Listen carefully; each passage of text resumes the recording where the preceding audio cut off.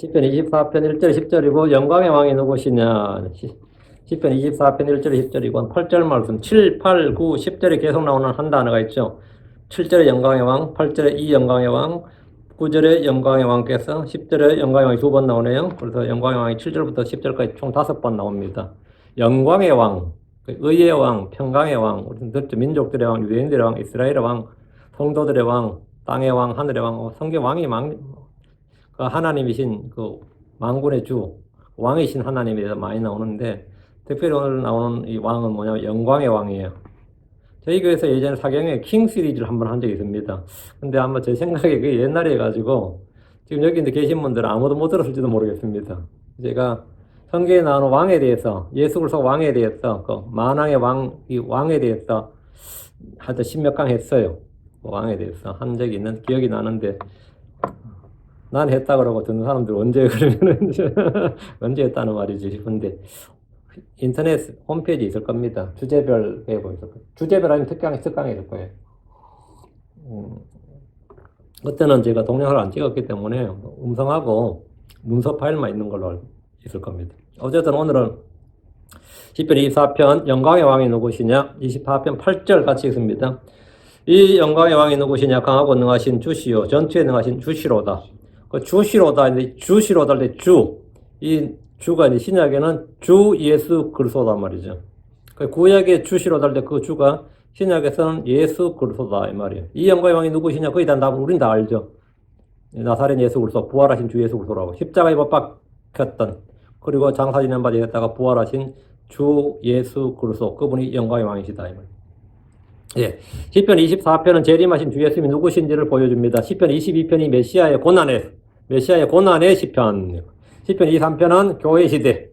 주님께서 우리를 인도하시는 2000년 교회 시대를 보여주고, 시편 24편은 주의 재림과 영광을 차례대로 보여주고 있습니다. 순서대로 되어 있습니다.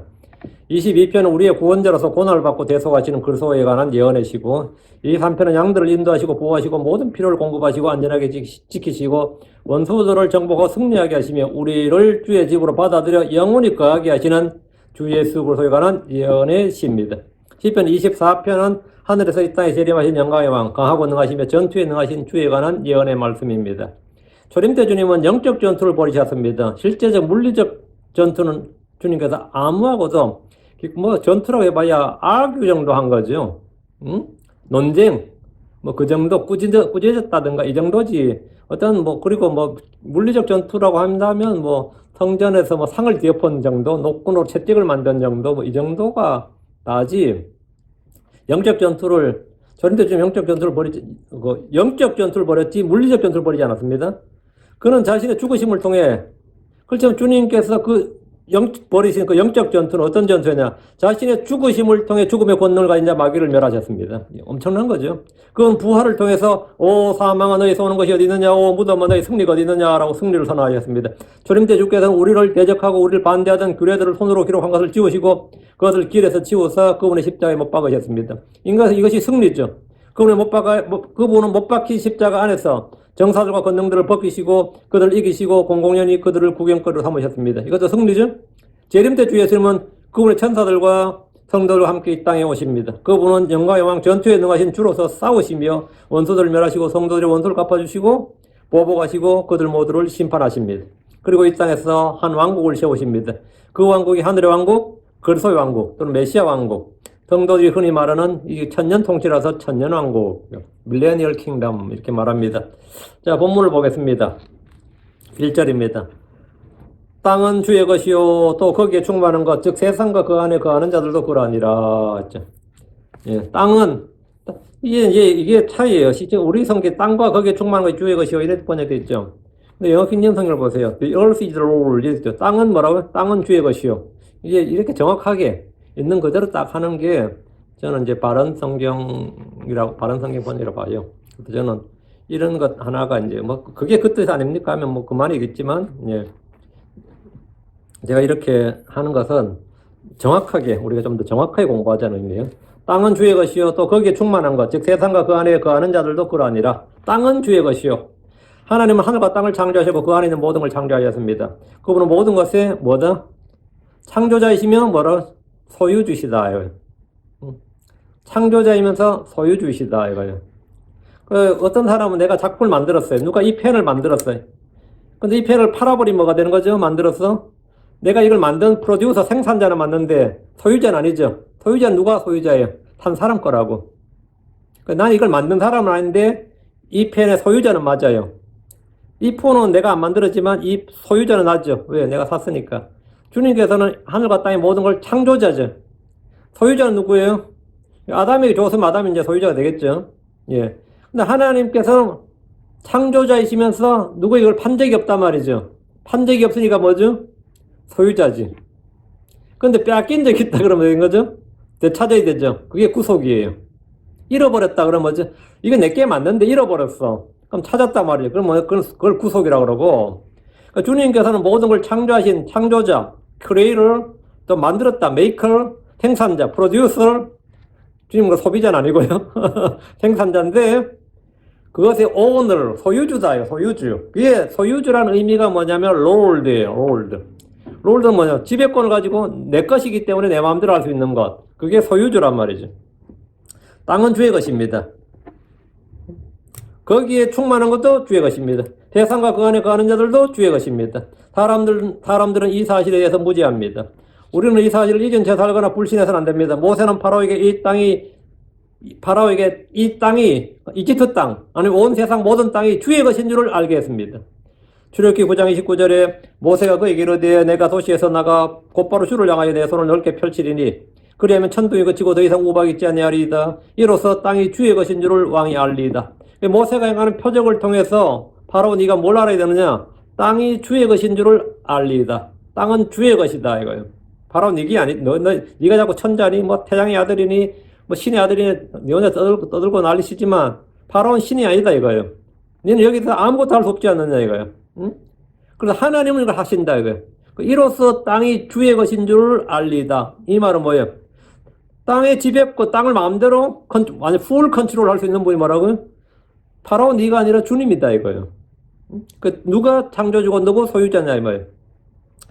그래서 내가 갖고 있는 건 정치적 권력을 갖고 있고 사람들에 대한 자기가 이집트에서 왕인 줄 몰라도 사실은 이 땅에 있는 것 아무 것에 대해서도 통제권이 없습니다. 그러나 하나님은 하늘과 땅의 모든 것을 마음대로 자신 뜻하신 대로 원하신 대로 계획하신 대로 하실 수 있습니다. 구름을 원하신 대로 움직일 수 있고 바람을 원하는 대로 할 수 있고 바다를 원하는 대로 뭐 땅을 원하는 대로 다.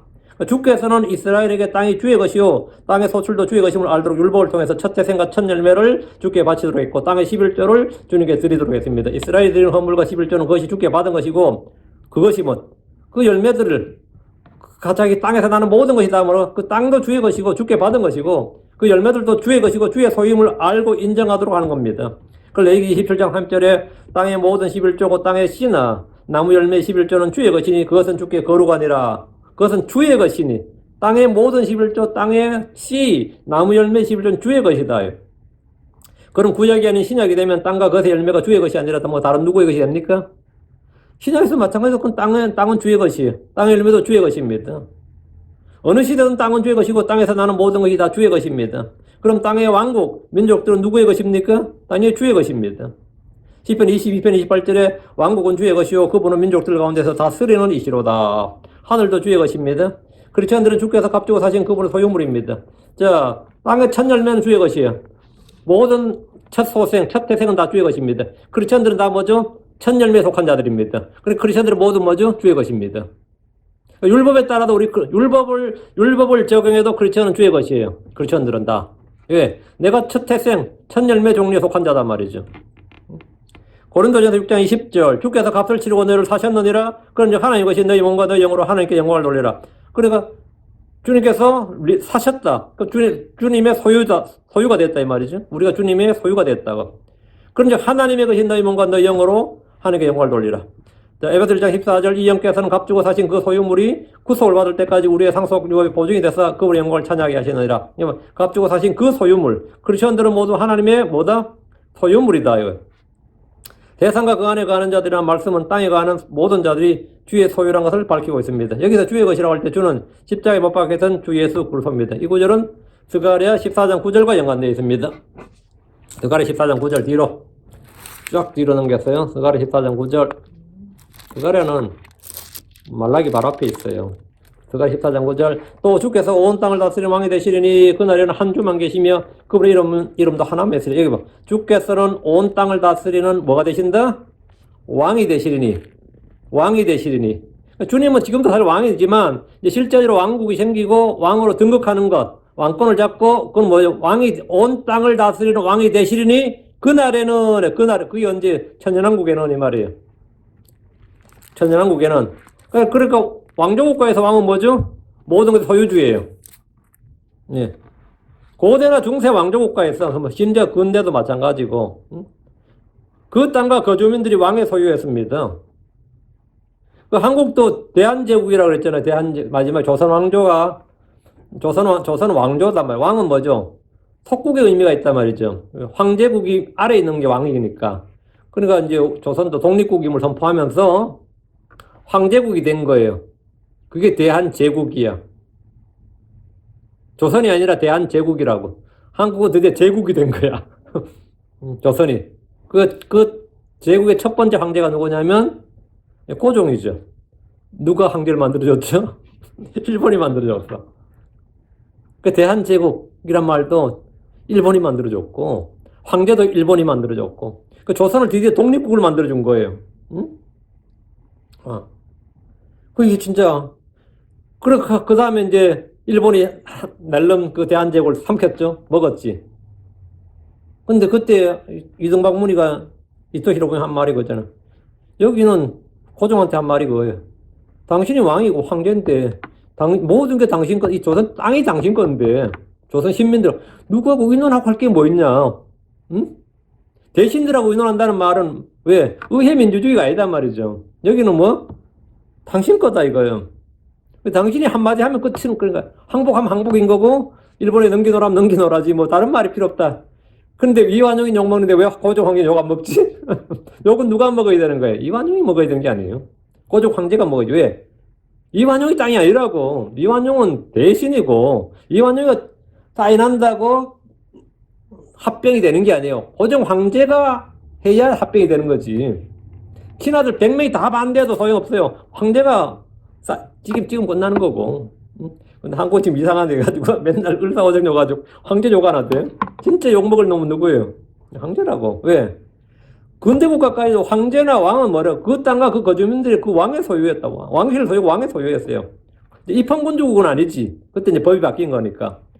하늘의 왕국에서는 어떨 것 같아요?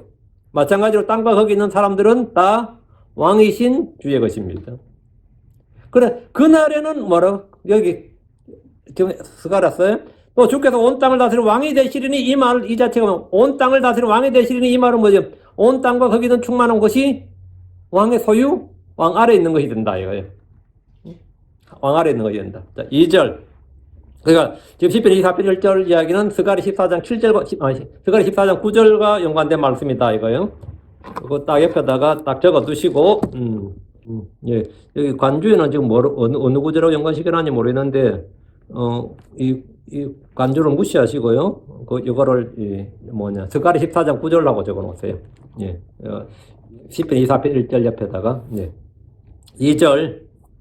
이는 그분께서 바다들 위에 그것을 세우셨으며 큰 물들 위에 그것을 세우셨다. 굳게 세우셨다. 이게 뭔 말 같아요? 그것이 뭐 지금? 이는 그 바닥에다 바다들 위에, 그분께서 바다들 위에 지금 땅 이야기잖아요. 땅과 정말 땅. 그러니까 이는 그분께서 바다들 위에 땅을 세우셨으며 큰 물들 위에 땅을 굳게 세우셨다. 이 말인데, 땅을 어떻게 바다들 위에 세우고 물들 위에 세워요? 이거 이해되세요? 이 구절은 대부분의 성경학자들이나 목사들, 신학자들이 무슨 말인지 전혀 알지 못해서 헤매는 말씀들 중에 하나고 주석이 안 되는 구절 중에 하나입니다. 주께서 바다들 위에 땅을 세우셨다. 바다들 위에 땅, 즉 세상을 세우셨다는 말인데 1절이죠. 땅과 그의 충만한 것, 땅이죠. 콤마 찍고 세상과 그 안에 땅과 세상을 지금 1절에서는 같은 의미로 쓰고 있어요. 2절에서는 바다들 위에 큰 물들 위에 있죠. 바다와 큰 물들이 뭐예요? 같은 의미로 쓰고 있죠. 그렇죠? 그 땅과 세상이, 이는 그분께서 바다들 위에 그것을, 땅과 세상을 말이에요. 땅, 올, 세상. 이 바다들하고 큰 물들은 같은 뜻인데, 이게 뭔 말이냐 이거예요. 바다들이라고 하면, 창세 1장 9절 10절에 바다들, 큰 물들이라고 하면, 그레이트 플러드잖아, 플러드. 이러면 노화의 홍수 정도를 생각하는 게 이제 전부예요. 이 관주를 깨면 창세기 1장 9절 10절에 보면 하나님께서 이르되 바다 하늘 아래의 물들은 한 곳으로 함께 모이고 마른 육지는 드러나라 드라이랜드. 이게 뭐 지금 얼스잖아요. 하여튼 그대로 되니라. 하나님께서 마른 육지를 땅이라 부르시고 물들이 함께 모인 것을 바다들이라 부르시니 하나님께서 보시기 좋으라. 그러니까 물들이 함께 모인 것, 이게 태평양, 대서양, 인도양 이런 거죠. 흑해, 뭐 지중해. 이걸 바다들이라 부르시니라. 하나님께서 보시기에 좋았더라. 지금 이 이야기가 창세기 1장 9절 10절인데 창세기 1장 그럼 땅들이 바다들 위에 세워졌느냐? 그 말은 아니죠. 땅 위에 있는 물들 한 곳에 모아서 바다가 된 거잖아요. 그러니까 창세기 1장 9절 10절 이야기는 미제로 전혀 안 맞고 전혀 안 된다고. 그 창세기 1장 10절의 바다들은 땅에 있는 물들 한 곳에 모인 것, 그 모인 곳을 바다들이라 불렀단 말이죠. 이 바다들 위에 땅을 세웠다. 말이 안 되지. 바다들 위에 땅을 세웠다면 섬이란 말이지 뭐 그거는. 세상을 세웠다. 이것도 전혀 앞뒤가 안 맞습니다. 노아의 홍수는 더 맞지 않는 말이에요. 본문에서 바다들 큰 물들은 병행구절로 같은 의미입니다. 이것은 창세기 1장 2절의 물들입니다. 창세기 1장 1절에서 주께서 창조하신 하늘과 땅은 바다들, 즉 큰 물들 가운데 있었습니다. 처음에 하나님께서 하늘과 땅을 창조하셨습니다. 그렇죠? 만약에 재창조를 안 믿는 사람들 입장이라면 처음에 하나님께서 하늘과 땅을 물속에 창조하셨느니라 해야 된다고. 왜? 바로 물들이 바로 물술 속에 하늘과 땅이 있었다고. 기품이 하늘과 땅 위에 있었다고요. 응? 하나님께서 하늘과 땅을 창조하셨는데 이게 그레이트 플러드, 큰 물들, 그래서 덮여버렸단 말이지. 그게 뭐냐면 케이아스예요. 그게 파멸이야. 심판이라고. 그게 창세기 1장 2절이에요. 그죠? 그러다 주께서 이 물들 위아래로 나누신 것이 궁창이다 말이에요. 좀 창공이라고 부르기도 하늘이라고 부릅니다. 이게 헤븐이야. 궁창, 창공, 하늘. 이게 뭐죠? 물과 물들을 나눈 거예요. 본문이 말하는 바다들 큰 물들은 창세기 1장 2절의 물들입니다. 땅은 이 물에 넘치로 멸망했고 이 물이 땅에서 나와서 물들 가운데 있습니다. 베드로서 3장 5절 6절 이로와서 제가 이 구절 어느 교회에서 이제 한번 강의할 때 이야기했더니 그 목사님은 킹잼 형님 믿는 목사님인데 자기 처음 듣는데 이거를 한번 보세요. 베드로 3장 5절 6절 그들의 이사들 즉 하나님의 말씀으로 말미암아 하늘들이 옛적부터 있었고 또 땅이 물에서 나와 물 가운데서 있는 걸 일부러 알려하지 아니하느니라. 그것으로 말미암아 그때 있었던 세상은 물에 넘치로 멸망했으되 지금 있는 하늘들과 땅은 실제로 지금 있는 하늘들과 땅은 뭐죠? 하나님께서 창조한 6일 창조만 있는 땅이 지금 있는 하늘들과 땅이죠. 그 7절에서 지금 하늘들과 땅은 현 세상이라고요. 노아 홍수 이전도 지금 있는 하늘들과 땅이지 노아 홍수 이전과 홍수 이후로 분리할 수 있는 게 아니단 말이지. 지금 있는 하늘들과 땅은 말 그대로 지금 현 세상이란 말이죠. 그럼 그때 있었던 세상은 물에 넘치로 멸망했다. 그때 있었던 세상은 그건 뭐죠? 창세기 1장 1절이죠. 창세기 1장 1절은 물에 넘치로 멸망했다. 그럼 앞으로 5절 가서 땅이 물에서 나와 물 가운데 있다. 이랬죠. 이게 킹잼 성경으로 보면 1장 5절에 And the earth standing out of the water and in the water 이랬죠. Standing out of water and in the water. 물 속에 물에서 나와 물 속에 있다. 어떻게 하면 그게 되죠?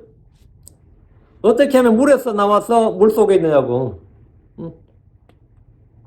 하나님께서 땅과 세상을 어떻게 세웠는지를 지금 말씀해 주시는 구절입니다. 땅이 물에서 나와서 물 가운데 있다는 것은 노아의 홍수가 될 수가 없습니다. 이건 말 자체가 안 돼요.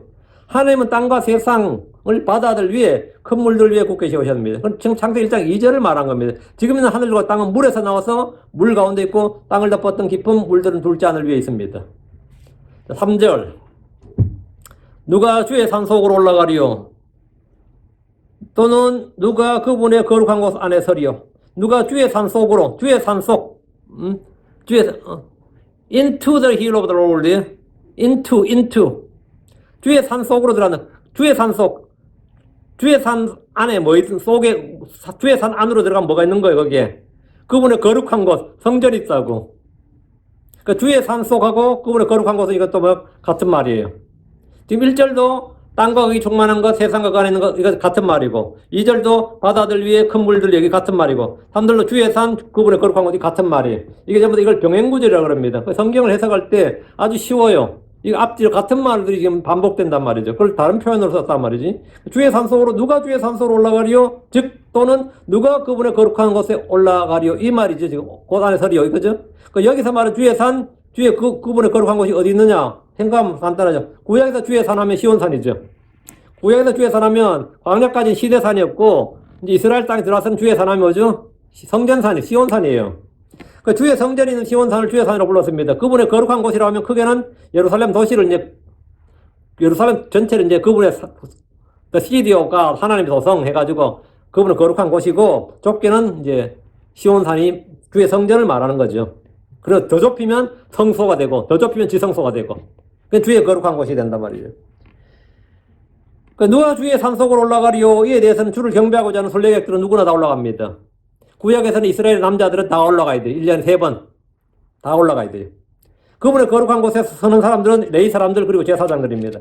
지성소는 대제사장만이 들어갈 수 있습니다. 지금 본문에서 말하는 것은 하늘의 왕국에서의 일을 말합니다. 그날에는 온 땅의 모든 백성이 주의 산속으로 그분을 경배하러 올라갑니다. 땅의 왕들과 백성들이 그분이 계시는 시온으로 몰려들어와서 경배합니다. 그분의 거룩한 곳에 섭니다. 이 구절은 시편 15편 1절과 2절 연관되어 있습니다. 시편 15편 1, 2절. 간주를 시편 15편 1절 2절로 연결해야 됩니다. 주여 누가 주의 장막에 거하리까? 누가 주의 거룩한 산에 거주하리까? 곧바르게 걷는 사람, 의를 향하는 사람, 그리고 그의 마음속에 진리를 말한 사람이니이다. 주의 산소로 누가 올라간다는 거예요? 시편 15편 2절에 있다고. 곧바르게 걷는 사람, 의를 향하는 사람, 그리고 마음속에 진리를 말하는 사람. 이 사람이 뭐래요? 주의 장막에, 주의 거룩한 산에 거주한다고요. 그리고 지금 이 본문에 따르면 이 본문에 따르면 뭐라고요? 주의 산속으로 그분의 거룩한 곳으로 올라간다고요.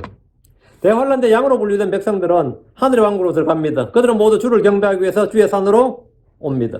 그날에 주를 뵙기 원하는 자들은 곧바르게 걸어야 됩니다. 의를 행해야 됩니다. 마음속에 진리를 말해야 됩니다. 그날에 주 앞에 나오는 자들이 누구냐? 이사야 57장 13절. 내가 부르짖는 때에 내 동료들이 너를 건져내게 하라. 그럴지라도 바람이 그들을 더 멀리 데려가고 헛된 것이 그들을 데려가리라. 그러나 이 데려가리라, 이거는 뭐냐면 재앙으로 말미암아 심판받는 거고 온 땅으로 이스라엘이 흩어지는 걸 말하는 겁니다. 그러나 나를 신뢰하는 자는 땅을 소유하고 나의 거룩한 산을 상속하며, 여기 나를 신뢰하는 자는 땅을 소유하고, 나를 신뢰하는 땅을 소유하고 유업의 상속을 받는다 이거죠. 나의 거룩한 산을 상속하려며, 나의 거룩한 산, 시온산, 예루살렘의 성전산을 말하죠. 그러니까 나의 거룩한 산을 상속하며, 대환란 때 끝까지 견디는 자, 이기는 자들에 대한 말씀입니다. 견디는 자, 끝까지 견디는 자, 이기는 자들은 7년 대환란이라는 세월의 그 시간 동안에 뭡니까? 멸망하지 않고, 예, 그들이 들어간다 이거예요. 땅을 소유하게 된다 이거예요. 그날에 주를 신뢰하는 자는 땅을 소유한다고 할 때 땅은 천년왕국으로 들어가서 이 땅을 유업의 상속으로 받는다는 겁니다. 마치 광야 40년을 통과한 사람들이 가나안 정복전을 마치고 땅을 유업으로 받았듯이 7년 대환란을 마치고 천년왕국에 들어간 사람들은 땅을 상속받는데, 나의 거룩한 산을 상속하며, 이 말씀은 주의 산, 즉 시온산으로 올라가서 그 산에 거주한다는 거죠. 이스라엘은 가나안 땅을 상속했습니다. 그러나 그들은 범법함으로 그 땅을 잃어버렸습니다. 이스라엘이 그 땅을 다시 상속하려면 몇 가지 요건이 있습니다. 하나님께서 땅을 상속해 주시겠다고 하는 대상이 있는데, 시편 37편에 가서 몇 구절만 보죠. 시편 37편에 보면 땅의 상속자들이 나와요. 네 번에 걸쳐서. 시편 37편 34절. 주를 섬기고 그분의 길을 지키라. 예, 주를 바라고 했는데 가라고가 아니고 외로운, 이거는 주를 섬기고입니다. 외로운 데로 오려면 주를 섬기라. 그리고 그분의 길을 지키라. 주를 섬기고 그분의 길을 지키라. 그리하면 그분께서 너를 높여 땅을 상속받게 하시리라. 사악한 자가 끊어질 때 내가 그것을 보리라. 땅을 상속받게 하시리라. 일단 제가 땅을 상속하게 하시리라. 한국말이 약간 헷갈리는 게 있네요. 여러분이 상속하다 그러면 상속 주는 사람이 받는 사람이에요. 그러니까 상속하다, 한국말로 상속하다 그러면 상속을 받는 사람이 주는 사람이에요. 상속하다 하면 받는 사람입니다. 한국말 의미를 느끼면은 상속하다 그러면 주는 사람 느낌이 들잖아요. 내가 땅을 상속하오는 이 말은 땅을 상속받았사오는 이 말입니다. 내가 아버지보다 누구보다 땅을 상속받았다는 뜻이에요. 그러니까 그분께서 너를 높여 땅을 상속받게 하시리라. 사악한 자가 끊어질 때 내가 그것을 보리라. 그러니까 주를 섬기고 그분의 길을 지키는 사람. 두 번째 11절 시편 37편 펴놓으셨죠. 11절. 그러나 온유한 자들은 땅을 상속할 것이요 또 넘치는 화평 속에서 그들 스스로 즐거워하리라. 여기 온유한 자들은 이건 우리 주께서 산상선에서 하신 말씀입니다. 온유한 자는 땅을 상속할 것이요, 이렇게 같은 거죠. 온유한 자. 셋째, 그분께 복을 받은 자들. 37편 22절. 이는 그분께 복을 받은 자들은 땅을 상속할 것이로되 그분께 저주를 받은 그들은 끊어질 것임이니라. 그분께 복을 받은 자들은 땅을 상속할 것이로되, 복을 받은 자들, 넷째 29절 의로운 자입니다. 의로운 자는 땅을 상속하고 영원히 그 안에 거하며 여기 보면 땅을 상속하는 사람들 네 분이 나오는데 주를 섬기는 자들, 온유한 자들, 그 복을 받은 자들, 의로운 자입니다. 이건 이제 천년왕국에 들어가서 주님이 주신 땅을 상속받는 사람, 이 상속의 요건이란 말이지. 이게 땅을 상속받는 땅의 상속의 요건입니다. 자, 그럼 우리 크리스천들은 이 땅을 상속받으려면 어떻게 해야 되느냐? 구원받으면 상속받지 않습니까? 구원은 선물이에요. 상속이 아니라고. 구원은 선물이에요. 그럼 땅을 상속받으려면, 이 땅을 상속받으려면 주와 함께 고난을 받아야 됩니다. 주와 함께 영광을 받기 위해서는 주님과 함께 고난당하는 것을 기꺼이 감당해야 됩니다. 그 로마서 8장 17절에 자녀이면 상속자고 사내면 상속자요 그리스도와 함께하는 공동 상속자니라. 우리가 그분과 함께 고난당하면 이것은 우리가 함께 영광도 받게 하려 함이니라. 내가 생각하는데 이 현 시대의 고난들은 앞으로 우리 안에 나타날 영광과 좋게 비교할 수 없도다. 앞으로 나타날 영광이랬죠. 우리가 그분과 함께 고난당하면 우리가 함께 영광도 받으려. 고난당하면 함께 영광도 받는다. 고난이 뭐다? 영광을 받을 수 있는 조건이다 이거예요. 요건이다 이거죠. 구원과 달리 통치, 영광, 상속은 우리가 행한 일에 따라 받는 보상입니다. 이건 리월드예요. 이건 리월드 보상이란 말이죠. 우리가 지금 받는 고난이 영광을 이룹니다. 고린도서 4장 17절 우리가 잠시 받는 가벼운 고난이 우리를 위해 훨씬 더 뛰어나고 영원한 영광의 무거운 것을 이루느니라. 고난이 영광을 뭔다? 이룬다. 그 말은 고난이 없으면 영광도 없다. 이게 이제 미국에서 유명한 이제 그 말이 있죠. No cross, no crown. 그러지. 여기서 나온 말이에요. 고난이 없으면 영광이 없다. 십자가 없으면 예, 왕관이 없다. 뭐 이런 거죠. 자, 4절. 깨끗한 손과 순수한 마음을 가진 자, 헛된 것을 향해 그의 혼을 들지 아니하였으며 또 속임수로 맹세하지 아니한 그로다. 이게 뭐예요? 3절의 답이죠. 3절에 질문이 나왔잖아요. 누가라고. 누가 그분의 있죠. 누가 주의 산에. 누가 주의 산 속으로. 누가 그분의 거룩한 곳에. 이랬는데 누가에 대한 답이 뭐냐면 4절에 3절 질문에 대한 답이 이겁니다. 누가 주의 산 속으로 올라가리요? 또는 누가 그분의 거룩한 곳 안에 서리요? 이 말씀에 대해서 깨끗한 손과 순수한 마음을 가진 자, 헛된 것을 향해 그의 혼을 들지 아니한 자, 속임수로 맹세하지 아니한 자. 네 가지가 나오네요. 깨끗한 손이 뭐예요? 뇌물을 받지 않고 폭력을 행하지 않는 사람의 손. 이걸 깨끗한 손이라고 그래요. 뇌물을 받은 손은 더러운 손이죠. 폭력을 쓰는 피가 묻은 손, 그건 더러운 손이다 말이죠. 깨끗한 손이라는 것은 뇌물을 받지 않고 폭력을 행하지 않는 사람의 손. 깨끗한 손, 피를 묻히지 않고 부정한 것, 더러운 것을 만지지 않는 손으로 우리의 행실, 우리의 삶의 순결을 말합니다. 다음 이건 행실에 관한 것이고, 다음에 순수한 마음을 가진 자, 이거 뭐죠? 이건 마음의 거죠. 우리 혼, 양심, 생각, 이 마음에 관한 거죠. 순수한 마음을 가진 자는 주 예수 그리스도의 피로 모든 죄와 불벌 씻음 받은 사람들, 주의 말씀의 물로 씻음 받은 사람들, 주의 두려움을 가진 사람들이에요. 주를 두려움으로 우리가 깨끗해지거든요. 주의 두려움을 가진 사람들, 주의 법규들은 올바르고 주의 명령들은 뭐다? 순수하다. 주의 명령들은 순수합니다. 하나님의 모든 말씀은 순수합니다. 이 말씀은 성도들의 죄와 더러움을 씻어주어서 생각과 양심과 마음을 깨끗하게 해줍니다. 시편 119편 9절에 청년이 무엇으로 자기 길을 깨끗하게 하리까? 주의 말씀에 따라 자기 길을 조심함으로 하리이다. 자기 길을 조심함으로. 뭘로 깨끗하게 하느냐? 말씀으로. 주의 말씀에 따라.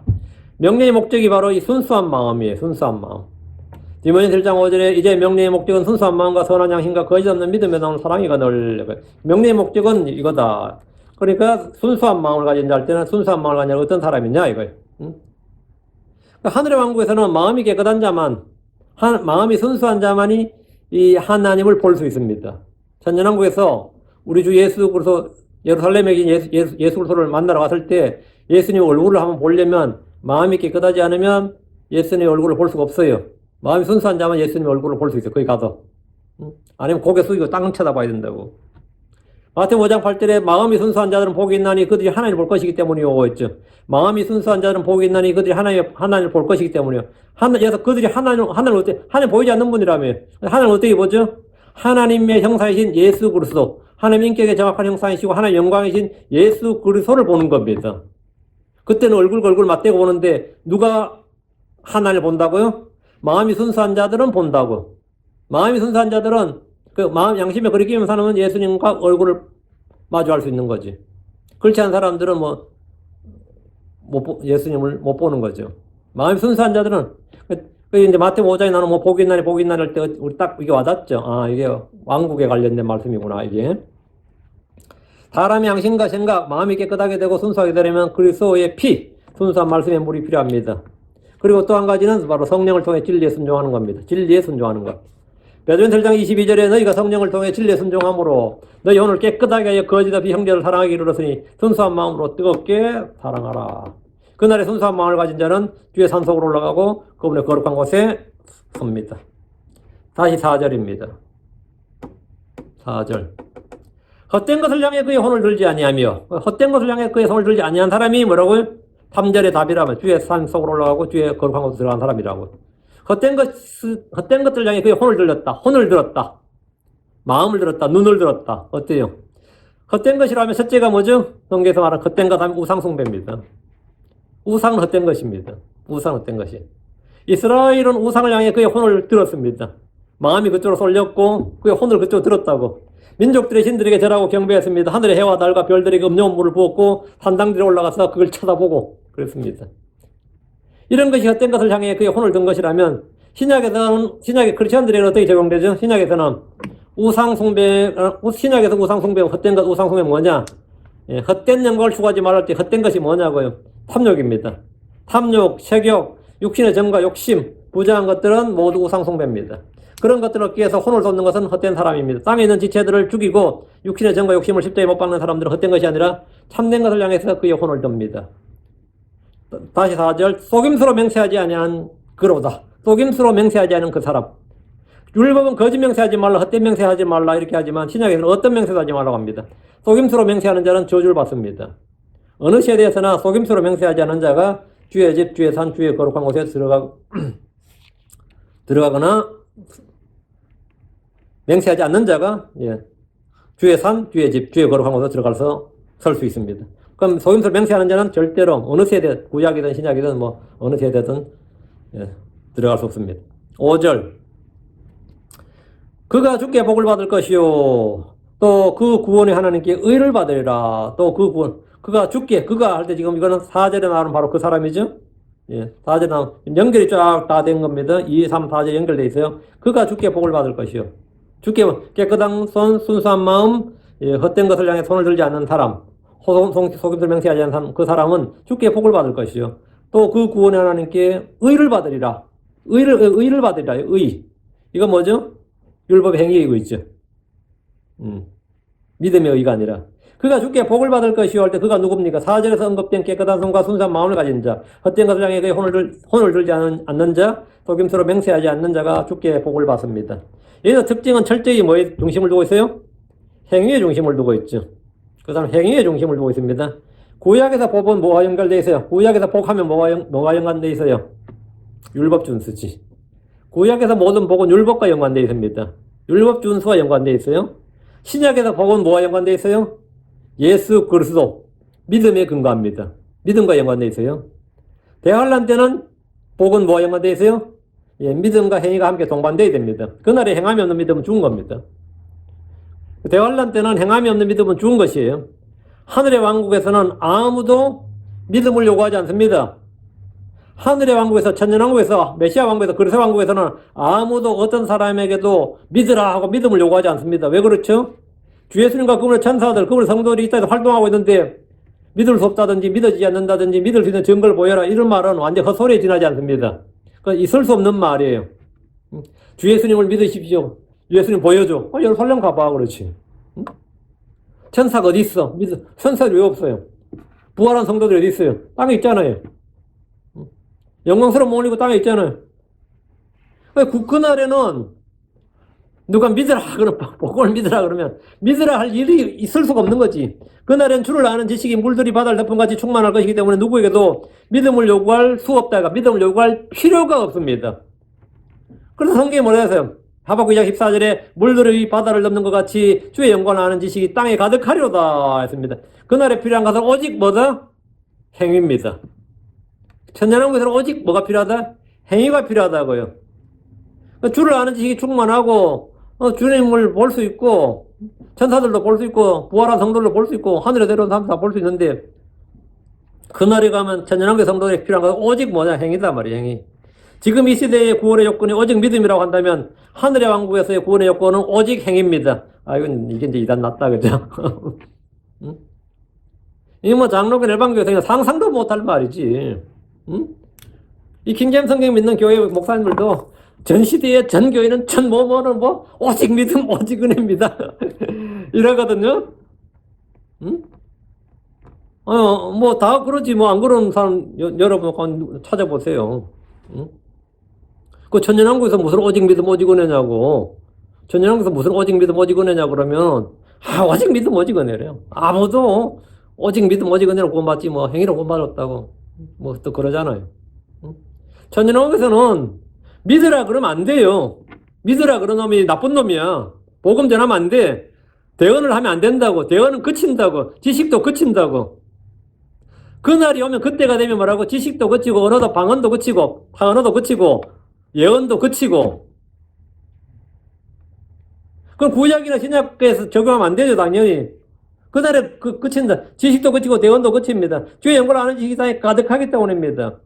그날에 만약 누가 대언을 하면 어떻게 되죠? 대언자시네요. 목사님 아닙니다. 그날에 누가 하나님의 말씀 가르친다고 대언하면 죽임을 당합니다. 드가 13장 3절에 보면 죽임을 당해요. 이런 구절들은 눈에 안 들어오지, 보통 사람들. 보통 이제 크리스천들에서. 그래서 막 오직 믿음 오직 행위 해야지 정토로 인정받는 줄 알고 오직 믿음 오직 행위 오직 믿음 오직 행위. 그럼 대환란 때 오직 믿음 오직 믿음 하면서 짐승의 표를 받으면 구원 받아요? 당연히 못 받습니다. 오직 믿음 오직 은혜 하면서 짐승의 형사에 경배하면 당연히 지옥 갑니다. 말할 필요가 없지. 그럼 당연히 지옥 가죠. 그게 논쟁의 여지가 있냐고. 행위가 없는 믿음은 죽은 것이기 때문입니다. 그날에 행위가 따르지 않으면 죽은 거예요. 그때는 끝까지 견디는 자가 구원받습니다. 근데 지금 우리한테 끝까지 견디는 자가 구원받으라 그러면 어때요? 저는 미단이네 그러죠. 오직 믿음 오직 행위라 그래요. 오직 믿음 오직 은혜라 그래야지. 그래야지 그럴듯해 보이잖아. 그리고 지금 이 세대 우리에게는 그게 맞는 진리예요. 그 대관람 때는 그렇게 하면 안 되지. 만약 우리가 지금 제가 구약에 갔다 타임머신을 타고 구약으로 갔다 칩시다. 구약의 유대인들한테 가서 오직 믿음 오직 은혜 그러면 돌에 맞아 죽어요. 율법으로는 의롭게 될 육체가 없느니라 이러고 율법은 죄를 알게 될 뿐 율법으로 의롭게 될 육체가 없느니라. 율법 행위로는 아무도 의롭게 될 육체가 없는 우리 갈라디아서는 로마서 인정했다가 돌에 맞아 죽습니다. 말도 안 되는 소리단 말이지. 우리는 세대와 대상을 정확히 구분해서 말씀을 이해하고 믿고 알아야 됩니다. 당연한 소리인데 이게 지금 당연한 소리가 안 돼요. 하늘의 왕국의 시민들이 받게 될 최고의 복은 뭐냐? 여기 지금 그가 주께 복을 받을 것이겠죠. 그가 주께 그는 지금 3절에 나오는 그들이란 그 사람이란 말이죠. 그건 전부 다 행위예요. 그가 주께 복을 받는다. 그 천년왕국에서 받게 될 복은 그 사람들은 복이 뭐죠? 영원 세계로 들어가는 겁니다. 천년왕국이 끝나고 영원 세계로 들어가는 게 뭐라고요? 복이에요. 그게 최고의 복이라고.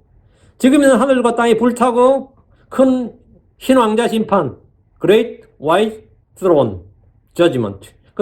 우리가 소위 말 백보자 심판을 통과한 후에 의가 가는 새하늘과 새 땅에 들어가는 것. 그게 가장 큰 복이고 이 땅에서 천년 동안 누리는 복의 크기와는 뭐 달리 말할 필요도 없고요. 다시 5절. 또 그 구원의 하나님께 의를 받으리라. 아까 복을 받으리라 의를 받으랬지.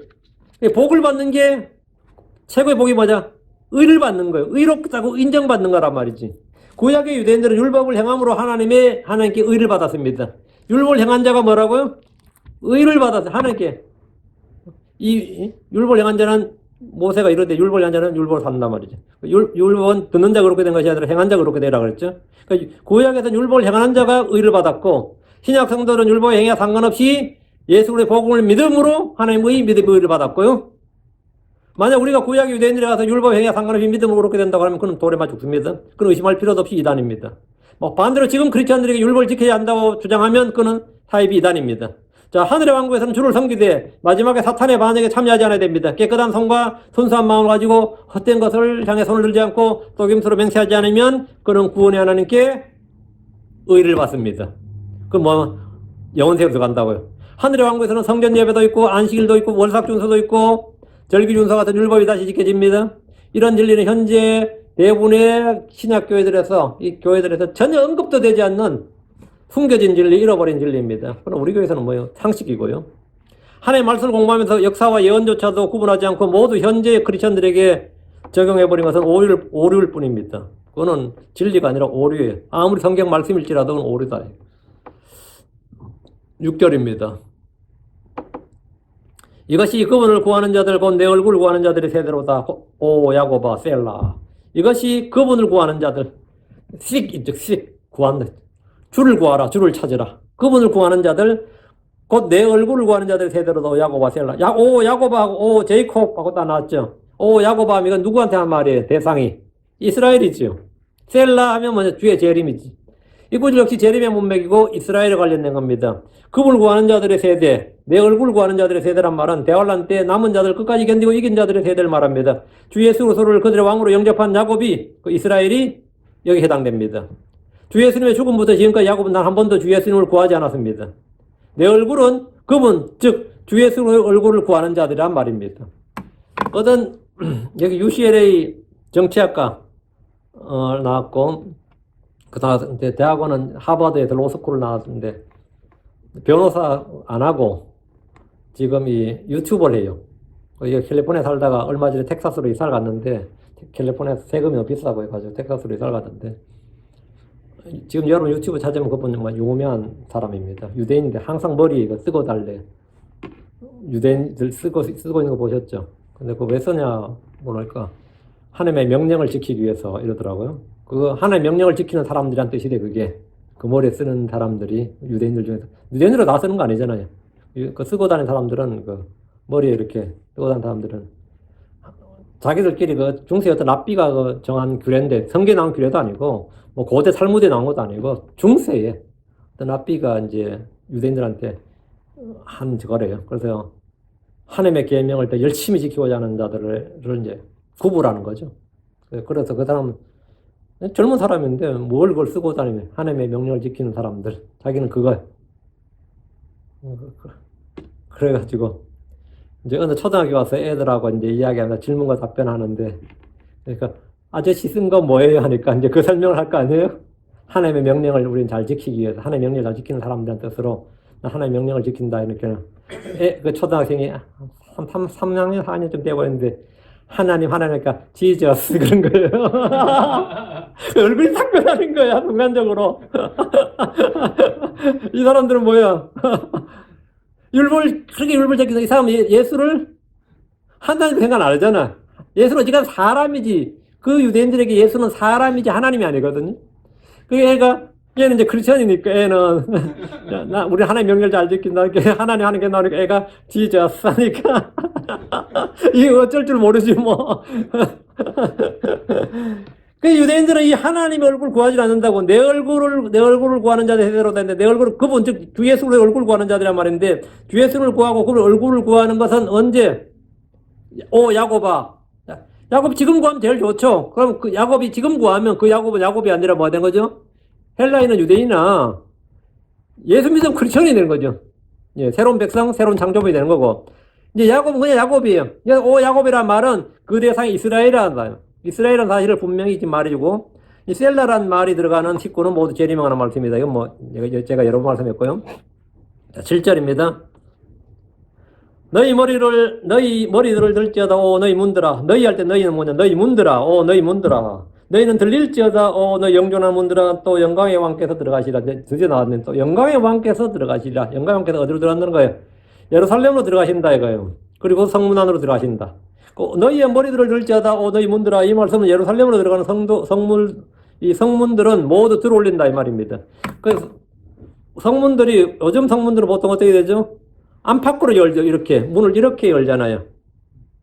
근데 예전의 성문들은 도르래를 이용해서 위에서 아래로 열었죠. 거의 튼튼하니까. 그 문들아 너희는 들릴지어다 이 말은 문을 이렇게 들어올렸단 말이지. 예전의 문들을. 그러면 이제 내릴 때는 그냥 도르래로 내리는 거예요. 아주 이거는 예. 문 열고 닫기 쉽지 않겠죠. 예. 너희의 머리들을 들지어다 오 너희 문들아. 그럼 문들이 쭈르륵 따올라서 이제 완전히 열리는 건데, 예. 성문들을 들어올린다 이 말이고, 그리고 성소로 들어가는 문들도 모두 열립니다. 주께서 왕으로 그 흰말을 타고 영광의 왕으로 그 흰말을 타고 들어가신 장면인데 초림대 주님은 나귀를 타고 예루살렘에 들어가셨죠. 나귀를 타고 이제 겸손한 왕으로서 나귀를 타고 들어가셨는데, 재림 때는 영광의 왕으로 말을 타고 성문으로 들어가시는데, 에스겔 3장 4절에 주의 영광이 정면이 동쪽을 바라보는 문의 길을 통해 그 집으로 들어가니라. 그 주의 영광이 정면이 동쪽을 바라보는 문, 그 예루살렘 동문으로 들어간다 이 말이. 동쪽을 바라보는 문의 길을 통해 그 집으로 들어가리라 했단 말이야. 주의 영광이 이 영광의 왕이란 말이야. 그 주의 영광이 들어가니라. 이거 예언이, 그 에스겔 43장이 뭐냐면 에스겔 성전, 천년왕국 성전이거든요. 그 천년왕국 성전으로 동쪽으로 들어간다. 그러니까 주 예수님이 어디로 들어간다? 동문으로, 예루살렘 동문으로 들어가는구나. 이제 이걸 알 수 있는 거죠. 그 주 예수님은 예루살렘 동문으로 입성하셔서 올리브 산 위에 서시는 거예요. 주의 발이 그 산 위에 서면 올리브 산이 거기 한가운데가 동쪽과 서쪽으로 갈라지고 심히 큰 골짜기가 갈라지가 생기는 거죠. 큰 지진이 나는 거예요. 그래서 그 산이, 갈라진 산이 동쪽과 서쪽으로 갈라지는데 그 산이 반은 북쪽으로, 그 산 반은 남쪽으로 이동하게 됩니다. 그 지형이 완전히, 예루살렘 지형이 완전히 변한다는 거죠. 그런 큰 지진이 일어나는데, 다시 7절, 또 너 영전한 문들아 또 영광의 왕께서 들어가시리라. 이제 예루살렘의 문들은 더 이상 닫히질 않습니다. 이 문은 열린 채로, 그냥 천년이 열린 채로 있어요.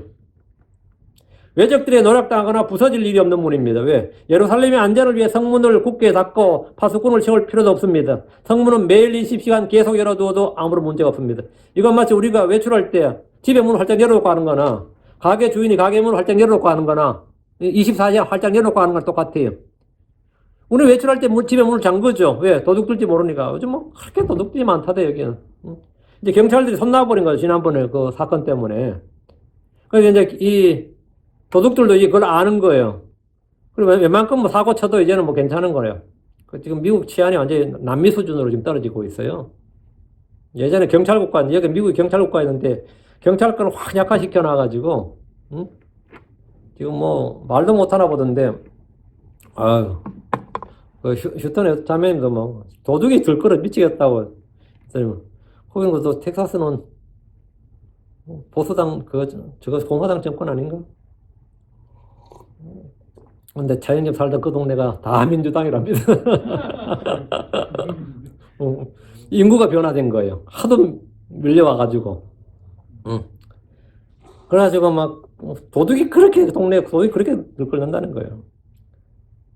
우리도 불안해서 보안장치를 다는 분들 많죠. 요즘 뭐 링이라든지 뭐 ADT 뭐 많더라고요. 보안장치가 삑삑삑 하고, 근데 지금 문 열면 삑삑 하고 뭐 보안장치 달려있고 그렇잖아요. 근데 세계 어느 나라나 국경 수비대가 다 있습니다. 당연하죠. 국경을 열어놓은 데가 어디 있어요. 그러나 그날의 예루살렘 성문들, 성전의 문들은 항상 열려 있습니다. 이사 60장 11절. 그러므로 내 성문들이 항상 열려 있어 밤낮으로 닫히지 아니하리니 그러므로 내 성문들이 항상 열려 있어 밤낮으로 닫히지 아니하리니 이것은 사람들이 이방인들의 군대를 내게로 데려오게 하며 그들의 왕들을 데려오게 하매라. 문 열어주세요 할 필요가 없다 이거예요. 문이 항상 열려 있다고. 주님을 만나러 사람은 언제나 볼 수 있어요. 그렇다고 그 도시 치안에 문제 있느냐? 그런 거 없다 이거예요. 주님께서 들어가실 때 문이 열리면 그때부터 성문 닫히지 않는다. 다시 7절. 또 영광의 왕께서 들어가시리라. 예수로서는 영광의 왕이십니다. 그분은 의의 왕이고 평강의 왕이십니다. 그분은 유대인들의 왕이시고 이스라엘의 왕입니다. 그분은 땅의 민족들의 왕이시며 성도의 왕이십니다. 그분은 하늘의 왕이시고 왕들의 왕이십니다. 이미 전에 성경 사경을 통해서 제가 왕 시리즈, 킹 시리즈를 한 적이 있습니다. 왕이신 주 예수님에 관해 다루었는데 그 중에 하나가 영광의 왕이신 그리스도입니다. 죄인들의 손에 잡혀 십자가에 못 박혔던 그분이 이 땅에 내려와서 영존한 왕국을 세우시고 온 땅을 다스리는 영광의 왕이십니다. 8절. 이 영광의 왕이 누구시냐? 강하고 능하시며 전투에 능하신 주시로다. 이 영광이 누구시냐 묻는다면 우리는 쉽게 답할 수 있습니다. 주 예수 그리스도입니다. 예수 그리스도를 하나님을 알지 못하고 믿지도 못하는 현대 유대교 신자들은 이 영광의 왕을 하나님으로만 알고 있습니다. 7절부터 10절까지 영광의 왕이 나온 총 5번 나옵니다. 구약 성경에 따르면 이 왕은 그냥 하나님이에요. 이 시편 44편 4절에 오 하나님이여 주는 나의 왕이시오니 야곱을 건지도록 명령하소서. 오 하나님이여 주는 나의 왕이시니 주는 나의 왕이라 했죠. 47편 7절 하나님은 온 땅의 왕이시니 너희는 깨닫고 노래 찬양하여 할지어다. 하나님은 야곱의 왕, 이스라엘 왕, 유대인들의 왕이십니다. 빌라도는 예수님께 물었어요. 누가복음 23장 3절에 그분께서 그에게 대답해 이르시되 23장 3절에 빌라도가 그분께 물어 이르되 내가 유대인들의 왕이냐? 내가 유대인들의 왕이냐? 그 재판정에서 한 이 질문은 공식적인 답변을 하라는 거예요. 그때 주님께서 그분께서 그에게 대답해 이르시되 내가 그렇게 말하는도다. 네가 유대인의 왕인 줄 알 때 네가 그렇게 말했다 이거. 그게 바로 답이다 이거지. 말 잘하네요. 맞는 말이다 이거예요. 네가 유대인 왕이냐 이게 sure 물론 당연하지 이 말이 그 유대교 합법이 뭐냐면 네가 그렇게 말하는도다. 어떤 질문에 대해서 너 학생이냐 그러면 내가 학생이다 그러면 당신이 말한 대로입니다. 이게 유대인들의 합법이에요. 한국말 하면 그렇고 말고 이 말이죠. 예. 그렇고 말고 당신이 말한 그대로 이고 말고 이 말이에요. 주님께서 내가 그렇게 말하는도다. 주 예수님은 자신이 바로 유대인들의 왕, 즉 구약성경에 기록된 하나님, 주란 것을 공개적으로 이 재판정에서 시인하고 선포했습니다. 이사야 44장 6절에 이스라엘의 왕인 주 곧 그의 구속자인 만군의 주가 이같이 말하노라. 나는 처음이요 나는 마지막이니라. 나 외에 다른 신이 없느니라. 이스라엘의 왕인 주 곧 만군의 주께서 나는 처음이요 나는 마지막이니라 했단 말이에요. 만군의 주께서 나는 처음이요 나는 마지막이니라 했는데 예수님은 자신을 뭐라고? 자신이 알파고 오메가요 처음이요 마지막 시작과 끝이다. 끝마침이라고 하셨습니다. 예수님은 자신이 뭐라고? 구약에 나오는 바로 그 시작과 끝 처음이요 마지막인 그 만군의 주다 이 말이죠. 그 만군의 주라는 이름의 왕이신 그분이 주 예수 그리스도이심은 디모데전서 6장 15절에 확정되어 있습니다. 디모데전서 6장 15절에 그분께서 자신의 때에 그 나타나심을 보이시니 그분은 찬송받으실 유일한 권능자시요 왕들의 왕이시며 주들의 주시니라. 그분은 예수 그리스도는 뭐라고? 왕들의 왕이시며 주들의 주시니라. 끝난 거죠. 이분이 바로 만군의 주시다 이 말이에요. 계시록 17장 14절에도 이들이 어린 양과 전쟁을 하려니 어린 양께서 그들을 이기시리니 그분은 주들의 주시요 왕들의 왕이시며 또 그분과 함께 있는 자들을 부르심을 받고 선정된 신실한 자들이라. 그분은 주들의 주시며 왕들의 왕이시다. 예수 그리스도는 뭐다? 주들의 주, 왕들의 왕. 그 유일한 권능자 왕들의 왕, 이스라엘의 왕인 주. 그 말로 말하면 만군의 주 하나님 이 말이에요. 구약 성경에 나오는 만군의 주 하나님이 누구냐? 이스라엘의 왕 예수 그리스도다 이 말이죠. 다시 8절. 이 영광의 왕이 누구시냐? 강하시고 능하시며 전투에 능하신 주시로다. 이 영광은 주 예수님이신데 그분은 강하고 능하신 하나님이십니다. 강하고 능하신 하나님이다. 강하다는 것은 죽음보다 강하다, 마귀보다 크고 강하다, 세상보다 크고 강하다, 내 마음보다 크고 강하다 이 말입니다. 성경은 시편 93편 4절에 높이 계신 주께서는 많은 물들의 소리보다 강하시며 참으로 바다의 강한 파도들보다 강하시나이다. 주님께서는 많은 물들보다 강한 파도들보다 강하시다.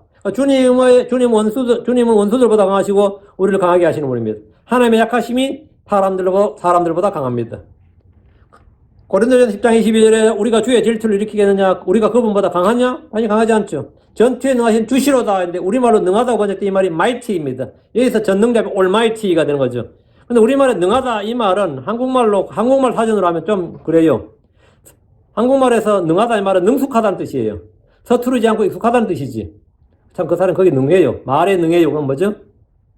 강하다는 뜻이 아니라 한국말에 능하다는 말은 익숙하다, 서투르지 않고 익숙하다 이 말입니다.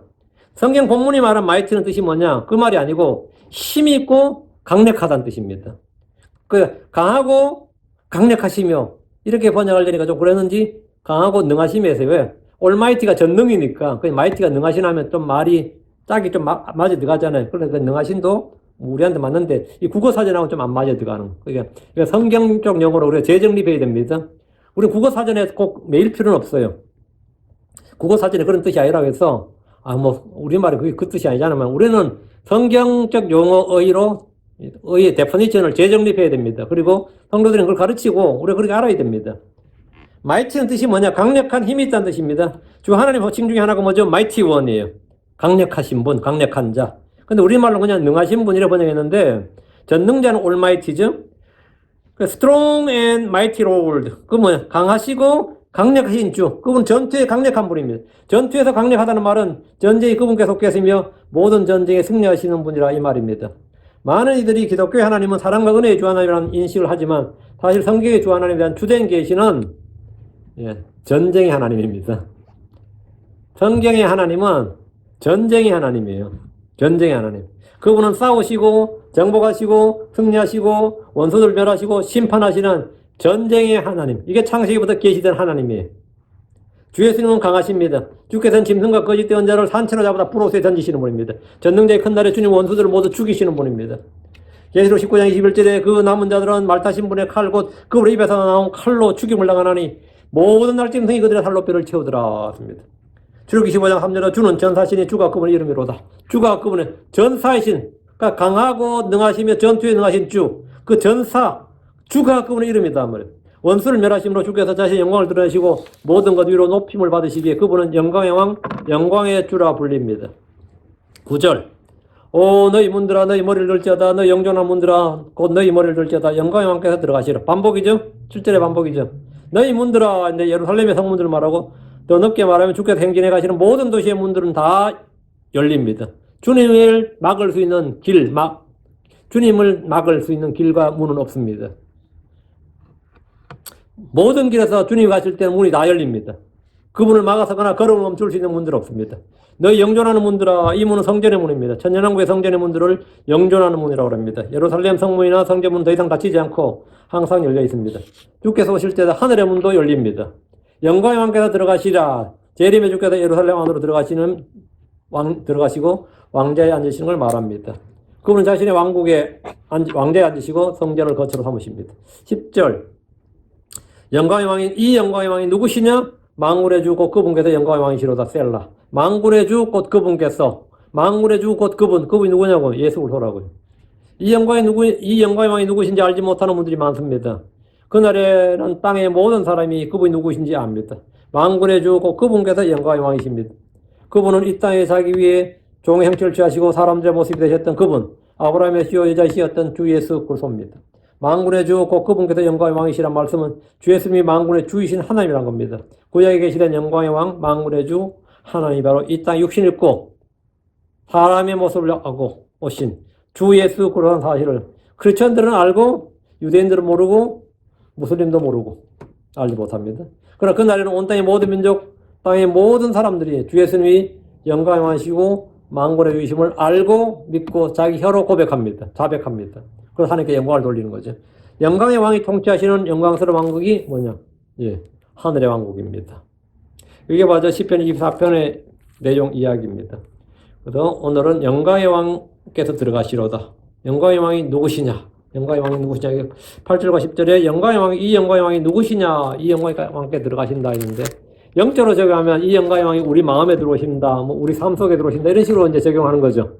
크리스천들 입장에서는 이 영광의 왕이 내 속에 들어오셨다, 내가 이제 영접에 들어오셨다 이 이야기가 되고 그건 영적 교훈적 적용이고 이제 교리적 예언적 적용. 이 영광의 왕이 예루살렘 성문을 통과해서 성전 안으로 들어가시는 장면, 주님께서 들어가시는 그래서 왕좌에 앉으시는 그게 바로 본문의 정확한 내용입니다. 어디가 예언의 시편, 재림하신 주 예수 그리스도의 행적을 다루는 말씀입니다. 오늘 여기까지 하고 다음 시간에 계속해서 시편 25편 하도록 하겠습니다. 기도합시다.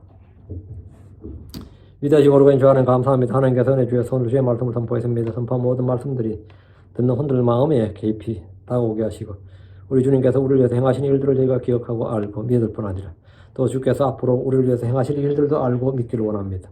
아버지 하나님, 이 땅에 속히 오셔서 우리가 저 하늘로 들림 받기를 원하고 또 이 땅에 주의 날이 지나고 또 주와 함께 이 땅에 내려와서 영광스러운 왕국, 영광의 왕이신 주님과 함께 이 땅을 왕과 제사장으로서 통치하기를 원합니다. 전능하신 아버지 하나님께서 기록하신 모든 말씀대로 이루신 줄 믿습니다. 주의 뜻이 서고 주의 계획이 온전히 설 줄로 압니다. 저희가 소망 중에 기다리고 또 소망 중에 우리 주님을 또 뵙기를 기다리고 있습니다. 주 하나님 속히 오셔서 참으로 저희의 믿음, 저희의 소망이 살아있는 소망, 산 소망, 또한 살아있는 믿음 이것이 확정될 수 있게 해주십시오. 감사드리며 주의 성기도합니다. 아멘.